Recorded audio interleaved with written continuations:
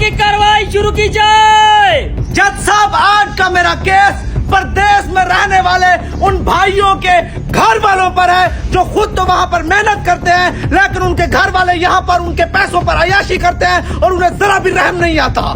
जज साहब, पैसे तो होते ही खाने के लिए, घर वाले इसलिए अपने बच्चों को बाहर भेजते ताकि वो पीछे से उनकी जिंदगी गुजार सके। खाएं, पैसा खाएं, लेकिन जज साहब फजूल खर्ची तो ना करें। कल मैंने एक लड़के को देखा 125 पे अपने दोस्तों के साथ घूम फिर रहा है। मैंने कहा क्या काम करते हो? कहता है काम कोई नहीं करते, बड़ा भाई बाहर होता है। जज साहब, इसमें तो बाहर खड़े उस परदेसी भाई को मसला नहीं होगा, वकील साहब को क्या मसला है? जज साहब, मसला कैसे नहीं होगा? मैं इस चीज को साबित करने के लिए कि उसको मसला है, मैं अपने गवाह को कतार में बुलाने की इजाजत चाहूंगा।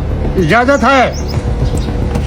तो मिस्टर जुन्ना, बताइएगा जज साहब को, जब आप प्रदेश से 4 साल बाद लौटे तो आपने क्या देखा?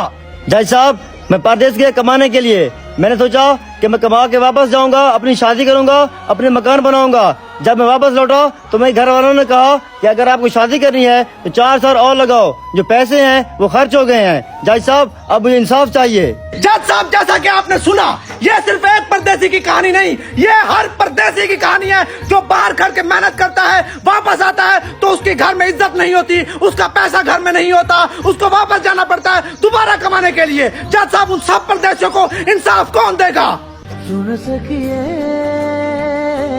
जज साहब, लगता है आपको परदेशियों पे रहम आ रहा है।